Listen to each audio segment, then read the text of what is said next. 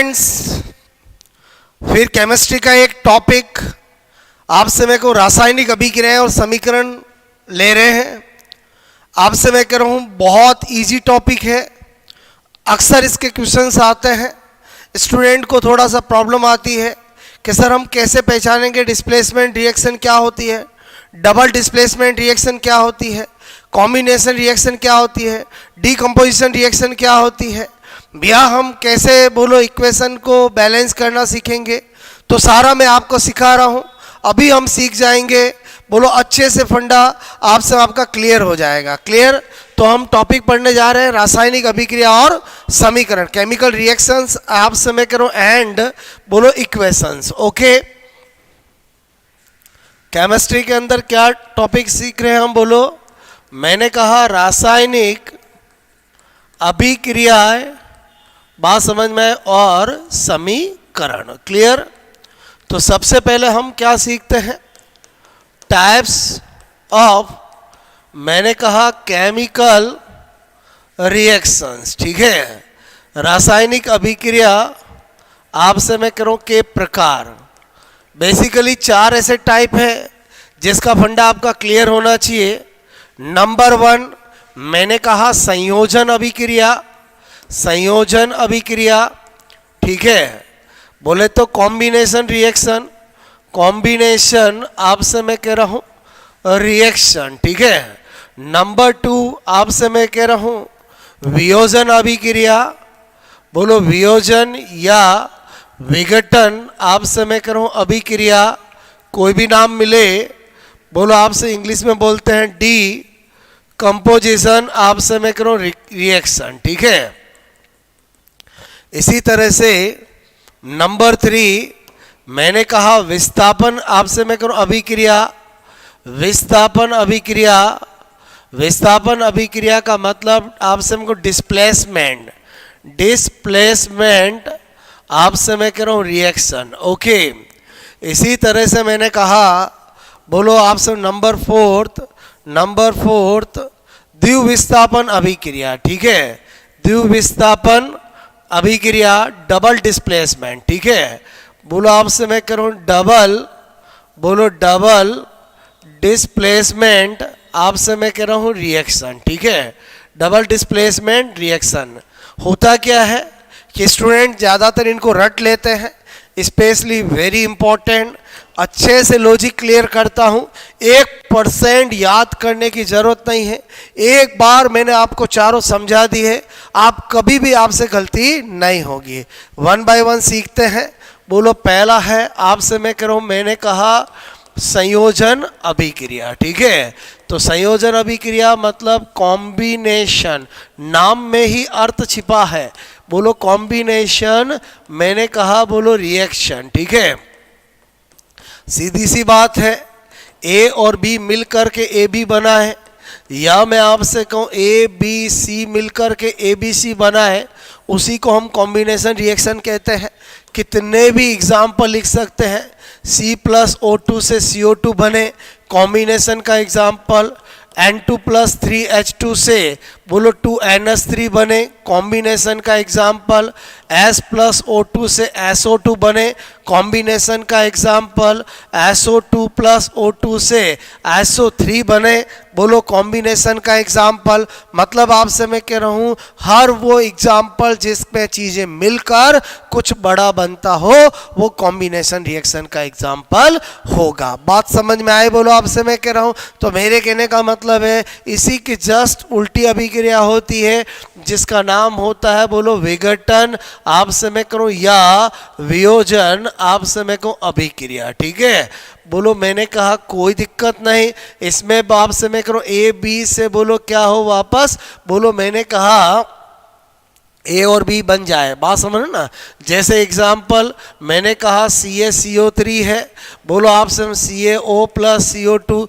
कभी भी आपको पूछे ये किसका एग्जाम्पल है तो पता होना चाहिए, बोलो डीकम्पोजिशन, विघटन या वियोजन का एग्जाम्पल है। अगर मैं आपसे कहूँ PCl5 है, बोलो आपसे हम PCl3 बोलो +Cl2 में बदले तो आपको पता होना चाहिए किसका एग्जाम्पल है। बोलो आपसे मैं इसी तरह से NH3 किया मैंने, बोलो आप समय को N2 और 3H2, इसका मतलब ये तो जस्ट कॉम्बिनेशन का क्या हुआ, बोलो विपरीत अभिक्रिया हुई। आई थिंक दो अभिक्रिया में आपको कोई दिक्कत नहीं आनी चाहिए, बिकॉज दोनों बहुत ईजी है, आप समय को जैसा नाम वैसा पहचान। क्लियर। उसके बाद आ जाते हैं अपन नंबर 3। नंबर 3 में मैं आपको क्या बता रहा हूं, विस्थापन अभिक्रिया। ठीक है, विस्थापन अभिक्रिया आप समय को बहुत बहुत इंपॉर्टेंट है, वेरी वेरी इंपॉर्टेंट। क्लियर। जिसको हम बोलो डिस्प्लेसमेंट, आप से मैं कह रहा हूं, मैंने कहा रिएक्शन कहते हैं। ठीक है, डिस्प्लेसमेंट रिएक्शन की बात करें तो मैंने कहा यहाँ पर अगर मैं आपको इसको समझाऊं तो मैंने कहा ये A और B है, और आपसे मैं करूँ ये C आया और इसने बोलो आपसे मैं को क्या किया, B को हटा दिया, तो इसका मतलब हुआ ये किस तरह की अभिक्रिया हुई, बोलो डिस्प्लेसमेंट रिएक्शन हुई। अगर एग्जाम्पल लिखता हूँ, जैसे मैंने CuSO4 किया और मैंने Zn किया, और आपसे मैं करूँ यहाँ पर ZnSO4 हो गया और Cu को डिस्प्लेस कर दिया। बात समझ में आई, बोलो। इसी तरह से मैंने एग्जाम्पल लिया, सपोजेड मैं आपसे कह रहा हूँ यहाँ पर बोलो AlCl3 है, और यहाँ पर आपसे मैं कह रहा हूँ यहाँ पर सपोजेड ये AgCl3 है और Na आया, उसने बोलो आपसे मैं को NaCl बनाया और Ag को डिस्प्लेस कर दिया। तो आपसे में दिमाग में आता है कि सर आपसे मैं करूँ अगर यहाँ पर ऐसा दे रखा होता, बोलो ZnSO4 और Cu, क्या हम डिस्प्लेस कर पाते क्या, तो मेरा आंसर होता नहीं। क्लियर। तो इसका मतलब तो आपको लॉजिक पता होना चाहिए कि कौन सी डिस्प्लेस अभिक्रिया होगी, कौन सी नहीं होगी, कौन किसको डिस्प्लेस कर पाएगा, इसका आपका आंसर अगर आपको जानना है। क्योंकि अगर आपसे में को ज़्यादातर स्टूडेंट तो क्या करते हैं, विस्थापन अभिक्रिया क्या होती है एग्जाम्पल रट लेते हैं। अगर आपका एग्जामिनर होशियार हुआ तो आपसे में को वो आपको ऐसा पूछ सकता है कि कौन सी विस्थापन अभिक्रिया होगी, कौन सी नहीं होगी, या आपसे मैं करूँ आपको CuSO4 देकर 4 धातु दे सकता है कि कौन CuSO4 को डिस्प्लेस कर पाएगा, कौन नहीं कर पाएगा। उन क्वेश्चंस के आंसर देने के लिए आपको इलेक्ट्रोकेमिकल सीरीज पता होनी चाहिए, क्योंकि इलेक्ट्रोकेमिकल सीरीज को जान लेते हैं तो हम केमिस्ट्री में ये पहचान पाते हैं कि कौन सी धातु किससे ज्यादा क्रियाशील है। क्योंकि आपसे मैं कह रहा हूं कॉपर भी एक धातु है, Zn भी धातु है, मुझे पता है कि Zn ज़्यादा क्रियाशील है, इसलिए हाई रिएक्टिव मेटल जो होती है वो लेस रिएक्टिव को उसके कंपाउंड से डिस्प्लेस कर पाती है। तो हमें ये ऑर्डर पता होना चाहिए कि कौन सी मेटल ज़्यादा रिएक्टिव होती है और कौन सी कम होती कंपैरेटिवली। क्लियर। तो इसके लिए मैं आपको सबसे पहले आपसे मैं को एक स्पेशल नोट बता रहा हूं,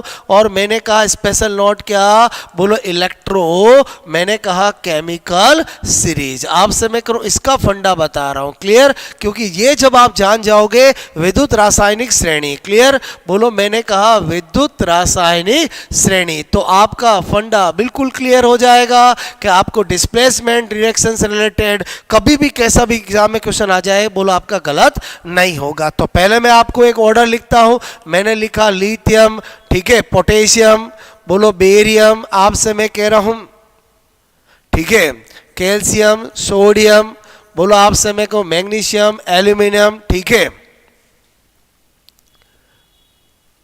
मैग्नीज, ठीक है, जिंक, आपसे मैं कह रहा हूं क्रोमियम,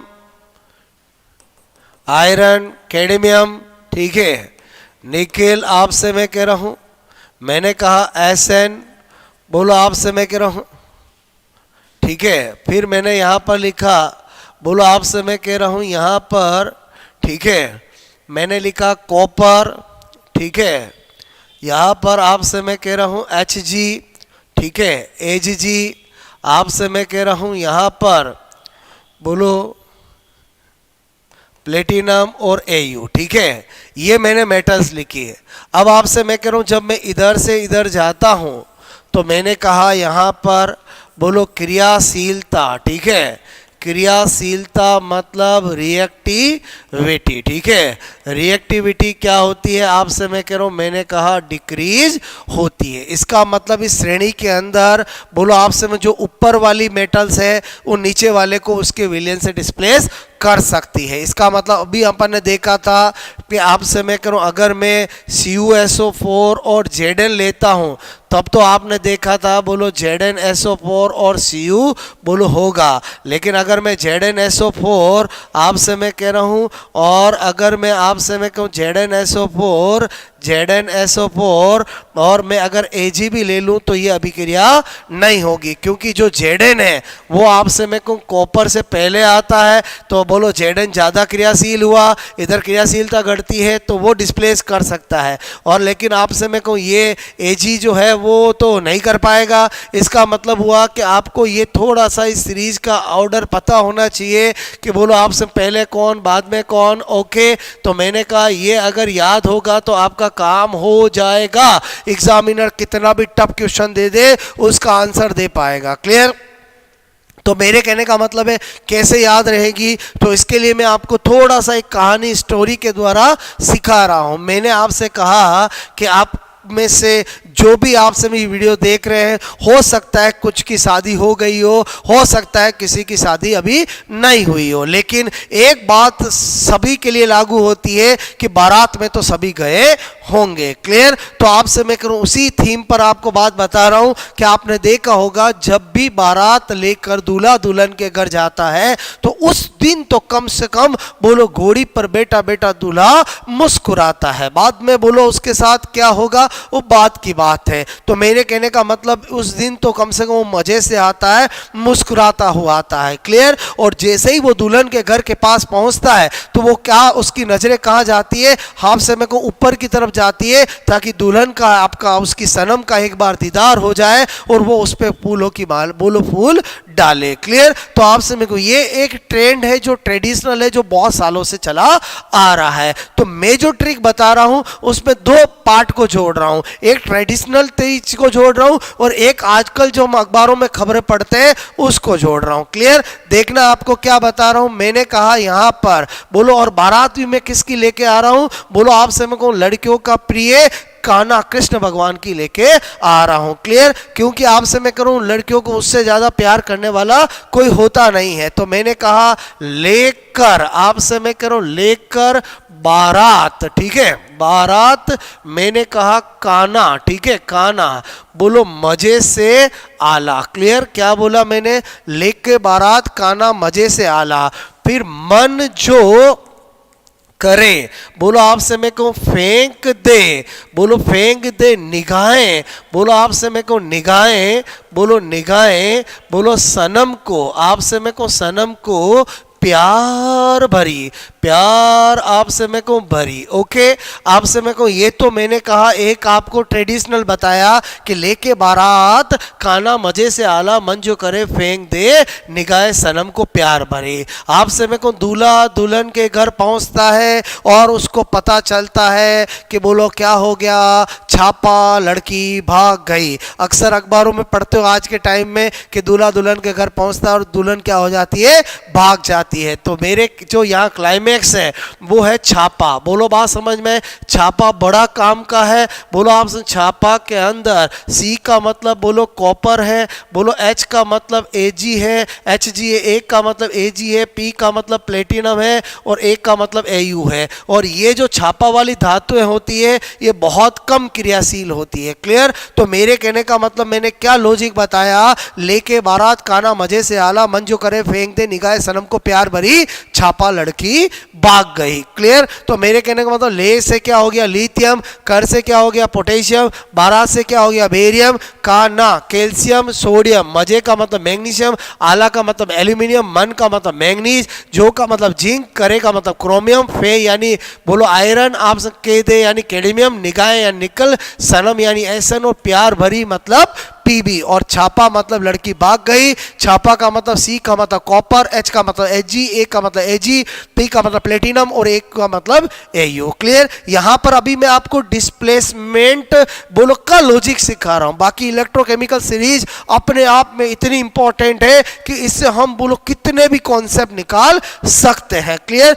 तो अभी मैंने आपको यह बताना था कि आपको कैसे पता चलेगा कि कौन सी मेटल किसको डिस्प्लेस कर पाएगी। तो अब आपको पता चल गया कि लेके बारात खाना मजे से आला, मन जो करे फेंक दे निगाहे सनम को प्यार भरी। अगर आपको छापा लड़की भाग गई, अगर ये टिप्स पे है तो आपको एग्जामिनर कोई सा भी कंपाउंड दे, 4 मेटल दे कि कौन सी मेटल इनमें से इस कंपाउंड को, इसमें उपस्थित मेटल को डिस्प्लेस कर पाएगी। तो आपको क्या देखना है कि कंपाउंड के अंदर कौन सी मेटल है। सपोज दैट कंपाउंड के अंदर CuSO4 है तो आपको देखना है उससे पहले आने वाली कोई भी मेटल उसको डिस्प्लेस कर सकती है। बात समझ में आई? जैसे मैंने कहा क्वेश्चन करके बताता हूं। आई होप आपको ये बात समझ में आई होगी। आपसे मेरे को स्क्रीनशॉट लेकर इसको नोट कर सकते हैं, बिकॉज अगर डिस्प्लेसमेंट रिएक्शन आपने खाली परिभाषा रट ली, एक एग्जाम्पल याद कर लिया तो आपका काम हो गया, ये जरूरी नहीं है। क्योंकि केमिस्ट्री कहता है कि जब तक आपके 100% लॉजिक क्लियर नहीं होगा आप कभी भी कॉन्फिडेंटल 100% सारे क्वेश्चन नहीं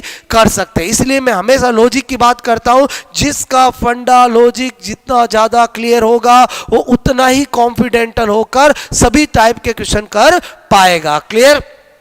उसके बाद मैंने कहा अगर हम एक क्वेश्चन की बात करें तो आपको दिया सपोजेट, आपसे मैं कह रहा हूं, मैंने कहा यहां पर बोलो CuSO4, ठीक है, को निम्न में से कौन सी आपसे मैं कहूं धातु बोलो, आपसे मैं कहूं उसके यौगिक, आपसे मैं कह रहा हूं यौगिक बोलो से विस्थापित, आपसे मैं कहूं विस्थापित बोलो कर मैंने कहा सकती है। ठीक है? तो अपन ने देखा एक ऑप्शन है आपके पास AU, एक ऑप्शन है आपके पास AG, एक ऑप्शन है आपके पास मैंने कहा बोलो आपसे मैं कह रहा हूं निकल, और एक ऑप्शन है ऑल। तो आपको तुरंत फंडा पता चला कि बोलो आपसे मैं कह रहा हूं निकल ही आंसर होगा, क्योंकि AU और AG तो बोलो इलेक्ट्रोकेमिकल सीरीज में कॉपर के बाद आती है, तो वो तो कॉपर को कभी डिस्प्लेस नहीं कर सकती है। इसी तरह से मैंने कहा अगर क्वेश्चन आ जाए आपसे मैं कह रहा हूं, आपको दिया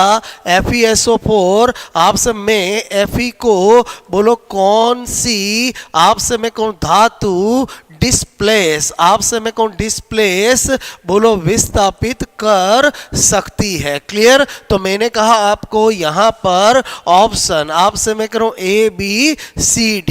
क्लियर? तो आपसे मैं को एक आपको ऑप्शन दे रखा है सपोजेट एल्यूमिनियम, क्या दे रखा है?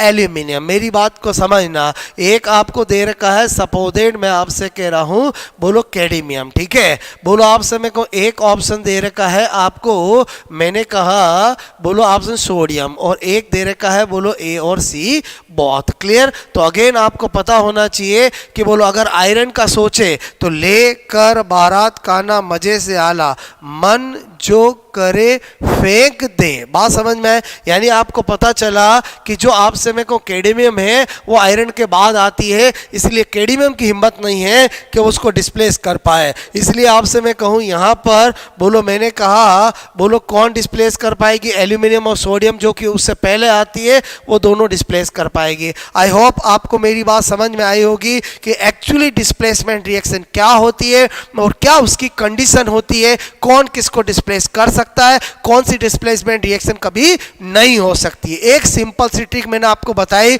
और आपका डिस्प्लेसमेंट रिएक्शन हमेशा हमेशा के लिए तैयार हो गई है। क्लियर? उसके बाद अपन बात करते हैं नंबर 4, मैंने कहा बोलो डबल डिस्प्लेसमेंट, बोलो द्विविस्थापन। ठीक है? द्विविस्थापन मतलब आपसे मैं कौन डबल डिस्प्लेसमेंट। ठीक है? डबल डिस्प्लेसमेंट की बात करें तो मैंने कहा डबल डिस्प्लेसमेंट को अगर मैं ऐसे बताऊं AB और मैंने कहा CD, तो AD हो जाए और BC हो जाए, उसको क्या बोलते हैं? Double displacement. एग्जांपल देख के ही पता चल सकता है, जैसे मैंने लिखा Na2SO4 और मैंने लिखा BaCl2, और आपको कहीं पर लगे कि यहां पर बोलो NaCl हो गया है और BaSO4 हो गया है, तो ये किसका एग्जाम्पल है? तो आपसे मैं को ना एडिशन का का एग्जाम्पल है, ना ये आपसे मैं कहूँ डीकम्पोजिशन का एग्जाम्पल है, ना ये डिस्प्लेसमेंट का एग्जाम्पल है, ये डबल डिस्प्लेसमेंट का एग्जाम्पल है, बिल्कुल इसी को फॉलो हो रहा है। आई थिंक आपको मेरी बात समझ में आ गई होगी। तो दोस्तों मैंने आपको बोला आपसे मैं कहूँ combination, decomposition, displacement, double displacement, चारों तरह की रिएक्शंस को बहुत अच्छे से समझा दिया है। आई होप आपको मेरी बात समझ में आई होगी। अब अपन बात करते हैं बोलो इक्वेशन की, ठीक है। तो मैंने कहा अगर मैं इक्वेशन की बात करूं, बोलो समीकरण की बात करूं, तो इसमें एग्जाम में क्वेश्चन क्या पूछे जाते हैं, क्लियर। तो सिंपल से क्वेश्चन आते हैं, आपको बैलेंसिंग करना आना चाहिए। जैसे मैंने कहा इसमें मैं आपको क्वेश्चन से ही सिखाता हूं। सपोज दैट आपको यहाँ पर दिया CH4 और आपसे मैं कहूँ O2 और यहाँ पर CO2, आपसे मैं कहूँ X और H2O Y और यहाँ पर दिया बोलो Z, क्लियर। और आपसे पूछा कि यहाँ बोलो आपसे मैं को X, Y एंड Z बोलो क्रम से आपसे मैं को होंगे, क्लियर। तो आपसे मेरे को इसमें आपको करना आना चाहिए, बैलेंस करना आना चाहिए कि ये CH4 है, क्लियर, ये O2 है और आपसे मैंने कहा ये CO2 और ये H2O। इधर कार्बन कितना है 1, तो इधर 1, कोई दिक्कत नहीं। बोलो आपसे मेरे को इधर हाइड्रोजन कितने हैं, तो मैंने कहा 4 है, तो इधर मैं क्या करूंगा बोलो 2 कर दूंगा तो 4 बन जाएगा। कार्बन बैलेंस हो गया, हाइड्रोजन बैलेंस हो गया, क्लियर। और मैंने कहा ऑक्सीजन, देखें इधर ऑक्सीजन कितना है 2 2 4 है, इधर कितने हैं बोलो 2 है, आपसे में तो 2 कर देंगे तो 4 हो जाएगा। इसका मतलब मुझे पता चल गया कि बोलो ये जो है वो मेरा Z है। अच्छा मैंने कहा जब कुछ नहीं होता तो क्या होता है बोलो 1 होता है। ये क्या हुआ बोलो मेरा X है और ये मेरा क्या हुआ Y है। अब आपसे मैं को अबर ऑप्शन जो है वो अगर आपको ऐसे दे रखे हो, बोलो आपसे मैं कह रहा हूं, मैंने कहा 1 2 2 2 1 2 2 2 1, क्लियर। आपसे मैं कह रहा हूं मेरे कहने का मतलब 1 1 2, क्लियर। तो हम इजीली दे सकते हैं। हमें पूछा है X Y Z, क्लियर।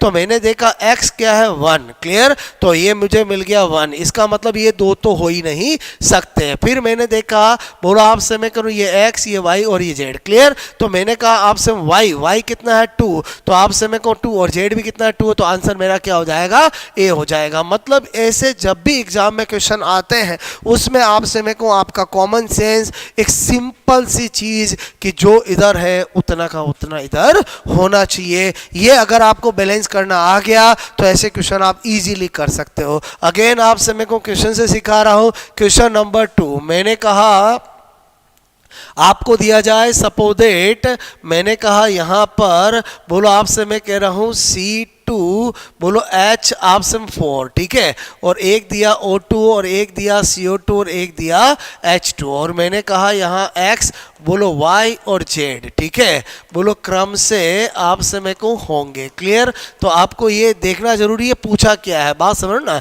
तो मेरे कहने का मतलब है अगेन हम क्या करेंगे C2H4, क्लियर, ये O2 और आपसे मैं कह रहा हूँ ये CO2 और ये H2। पहले बताओ इधर कार्बन कितने हैं 2, तो इधर 2 करने पड़ेंगे, कर दिया हमने। बोलो इधर हाइड्रोजन कितने हैं 4, इधर कितने हैं 2, बोलो 2 कर दिया, क्लियर। इधर ऑक्सीजन कितने हो गए बोलो आपसे मैं कह रहा हूँ 4 और इधर कितने हो गए 2 6, तो इधर 3 करेंगे तो क्या हो जाएगा आपसे मैं कहूँ काम हो जाएगा। तो अतः आपसे मैं करूँ अगर मैंने कहा बोलो ये X हुआ, ये Y हुआ, ये Z हुआ, तो X आपसे मैं कहूँ Y एंड Z बोलो क्या हो जाएगा आंसर अपना, बोलो मैंने कहा 3 2 2 आंसर हो जाएगा। आई होप आपको मेरी बात समझ में आ रही होगी। इसी तरह से मैंने कहा क्वेश्चन नंबर 3 लूँ मैं आपको, अगर आपको दिया सपोज दैट C2 आपसे मैं को S6 और O2 और यहाँ पर CO2 और H2O, क्लियर, और आपसे पूछा गया X Y और Z क्या होंगे। आपसे मैं को X Y एंड Z